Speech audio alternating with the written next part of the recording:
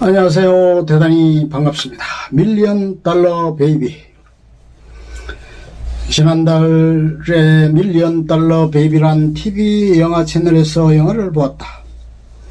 2005년도 아카데미 작품상에 빛나는 영화라 특별한 감흥이 있었다. 딸과 어절하고 외롭게 흐름한 권투체육관 핫핏을 운영하며 살아가는 프랭키 둔, 클린트 이스트우드 분은 흑인 복서 빅 윌리 리틀, 마이클 콜트에게 집중해서 그를 훈련시키고 그의 트레이너 겸 매니저로 활약을 펼친다. 그러나 그는 타이틀전을 원하고 프랭키는 아직 때가 아니라고 타이틀전을 뒤로 미룬다. 그러자 빅은 그를 떠나고 새로운 매니저를 통해 챔피언 타이틀전을 벌이고 그 경기에서 이겨 챔피언에 등극한다. 엄마와 외도한 남자와 도시로 나온 데인저 바크, 제이 박루셀은 체육관 앞 근처에서 외톨이가 되자 체육관을 찾아와 복싱을 가르쳐달라고 떼를 선다. 시골에서 살다 가난에 벗어나고자 도시에 와 웨이트리스로 일하는 매기 피츠제럴드, 힐러리 스윙크, 여우주연상 오스카 2회 소녀는 울지 않는다는 31세로 식당에 먹다 남긴 스테이크를 싸가기도 하는 억척스러운 여성이다. 프랭키에게 복싱을 가르쳐달라고 애걸 복구를 한다. 그러자 프랭키는 여자에게는 복싱을 가르치지 않는다고 하고 그것도 30세가 넘은 늙은 선수에게 복싱을 가르칠 수 없다고 한다. 이러한 사정을 알 길 없는 에디 스크립 아이언, 고철, 모건 프리먼 아카데미 나무조연상 68세은 체육관의 시설관리자로 일하며 살아간다. 그리고 영화는 그의 시선으로 조명된다. 그는 백구전의 전설적인 복서였으나 최후의 결전에서 피가 눈 속으로 들어가 한쪽 눈을 실명한 채 복서로서의 삶을 마무리하고 핫빛에서 프랭키와 동고동락하고 있었다. 프랭키는 매주 성당에 빠지지 않고 찾지만 고해성사는 하지 않는다.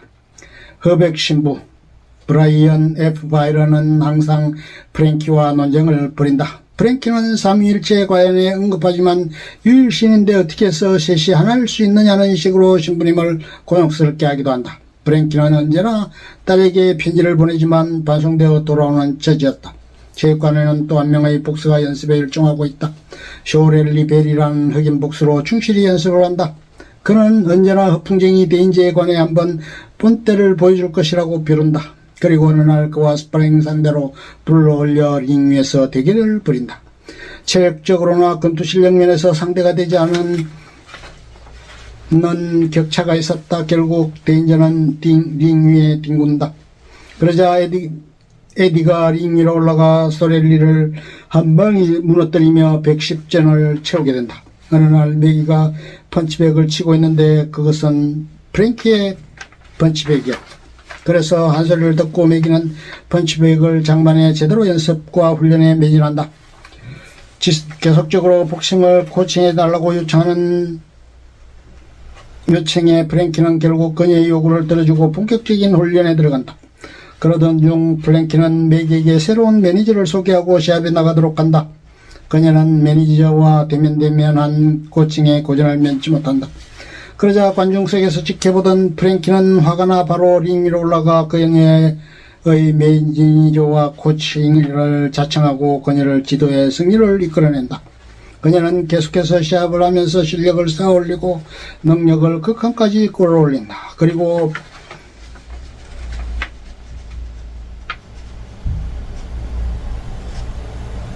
부도 함께 금어진다.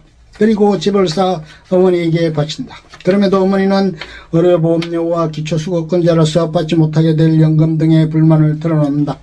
그녀는 어머니에게 필요한 생활비를 보내주겠다고 어머니를 설득한다. 프랭키는 성성장구를 하는 그녀에게 가운을 선사한다.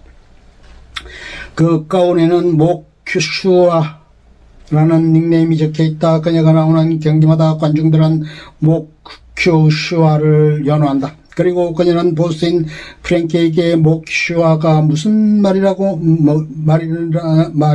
물어보지만 챔피언전이 끝나면 가르쳐주겠다고 약속한다. 그녀는 연전연승을 거듭하고 1년 6개월 만에 톱 컨텐더 도전자에 오른다. 둘은 경기가 끝나고 어느 곳을 지나던 중에 한 곳에 들른다. 그곳은 레몬파이를 맛있게 요리하는 유명 음식점이었다. 그곳에서 둘은 맛있게 파이를 맛보며 행복해한다. 그리고 매기는 자신의 아버지 얘기를 한다. 어린 시절 반려견을 키웠다. 그 반려견의 이름은 엑셀이었다. 그런데 어느 날 엑셀은 뒷다리 두 개를 모두 잃는 사고를 당한다. 그러자 아버지는 엑셀을 트랙 뒤 징칸에 싣고 숲속으로 갔다. 그리고 그 후 엑셀을 볼 수 없었다는 얘기를 한다. 이것은 후에 매기의 삶에 관한 그리고 그녀의 최후에 관한 복선으로 설정된다. 챔피언전의 대전료는 100만 달러에 이른다. 그녀는 챔피언 프롬공과의 대전에 심혈을 기울인다. 변칙과 반칙이 난무하는 결전에서 그녀는 예기치 못한 부상을 입고 척추가 골절되고 거의 운신이 어려울 정도의 심각한 응급상태에 빠진다. 매기의 가족들은 그녀를 돌볼 생각은 전혀 하지 않고 고통 속에서 병마와 싸우고 있는 그녀에게 유산을 넘길 것을 강요하는 계약서를 들고 와 서명하라고 부추긴다. 손으로 서명을 할 수 없으니 입에다 펜을 물리고 사인을 하라는 무리한 요구를 일삼는다. 참으로 난감한 노릇이었고 인면 수심의 파렴치한 행태가 아닐 수 없었다. 제대로 거동도 할 수 없었던 매기는 급기야 다리에 욕창이 번져 더 이상 신체 손상을 피하기 위해 다리를 절단하는 수술을 받는다. 휠체어로만 겨우 움직일 수밖에 없었다. 매기는 삶을 살아가는 것 자체가 고역일 수밖에 없자 극단적이고 비관적인 처지에 다다른다. 프랭키의 도움으로 하루하루 병마가 싸우며 삶을 이어가던 그녀는 어느 날 도저히 이렇게 살 수 없다며 프랭키에게 연락사를 시켜달라고 간절히 요청한다.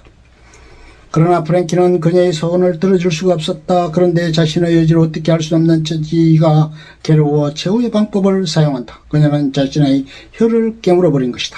출혈은 이어졌고 혀를 깨물지 못하도록 하는 조치까지 취해졌다. 프랭키는 결국 매기의 소원을 들어주기로 하고 그녀에게 가서 링거병의 호수관에 독극물을 주사하고 그것을 나와 그도 세상에서 사라진다. 그의 행적은 말 그대로 오리무중이 되었다. 게이르를 공부했고 항상 책을 들고 시를 읽었던 그의 마음속에는 과연 어떤 생각과 삶에 대한 회한이 있었을까? 삶을 살아가는 방식에 대한 참된 지혜를 준 밀리언 달러 베이비가 아니었나 생각된다. 그 제목의 의미하는 바는 1센트짜리 삶을 살아가는 사람들 가운데 100만 달러의 값어치가 있는 삶을 사는 성진의 성공한 삶을 꿈꾸며 살아가고자 하는 보통 사람들의 희망과 이상이 배어있는 듯하다. 또 다른 의미로는 노자한테 썼다온 말이라고도 한다. 전투를 위해 출전하고 이륙하는 전투기의 앞머리 부분에 새겨진 노자트는 전투기 조종사의 간절한 바람과 희망이 새겨진다. 언제 격추될지 모르고 어떻게 살아 돌아온다는 보장도 없는 삶을 사는 전투기 조종사들의 간절함이 느껴지기도 하는 것이 노자트 일이라. 또 다른 의미의 밀리언 달러 베이비는 흐름한 중고가게에서 뜻하지 않게 발견한 보석 같은 귀한 물건을 뜻하기도 한다. 1센트짜리만 가득한 자파점 가게에서 100만 달러의 값어치가 있는 귀한 물건을 발견한다는 뜻을 가진다. 우리 동양식으로 이야기하자면 군계일학과 같은 존재 내지 출중한 능력을 가진 인물 등을 의미한다고 해석할 수도 있으리라. 조야에 묻혀있지만 대단한 학문과 출중한 인격을 갖춘 거인을 일컫는 것으로 보아야 하리라. 목슈아가 의미하는 바는 내 사랑하는 혈육, 가족 등과 같은 의미를 지녔다. 가장 소중한 사람에게서 소외되고 배제되는 것에서 그녀는 어떻게 삶의 의미를 찾을 수 있었는가를 반추해보면 그녀가 안락사를 선택한 이유를 공감할 수 있을 것이다. 신화 속의 인간이 판도라 상자를 열고 마지막에 건진 것이 희망이라는 난주를 피해 빛이었다는 이야기는 유명하다. 우리가 가져야 하는 온전한 소원이 희망일지도 모른다. 희망을 잃는 것은 삶의 의미를 상실하는 것이고 생의 존재 목적을 잃어버리는 것이라는 것을 망각해서는 안 된다. 밀리언 달러 베이비는 어떻게 삶을 살아야 하고 죽어야 하는가에 관한 하나의 답을 보여주는 부분이다. 가장 잔인한 영화라고도 하고 결코 그렇게 해피닝 엔딩으로 끝나는 톡숙한 때 영화는 아니지만 우리에게 삶에 관한 깊은 통찰을 갖고 진실되게 세상을 살아야 함을 제시하고 있다. 코로나 팬데믹 시대에서도 묵묵히 질곡의 삶을 견디고 극복하여 미래에 대한 희망의 끈을 놓지 않고 나아가야 하는 중차대한 임무를 잊지 말아야 하리라.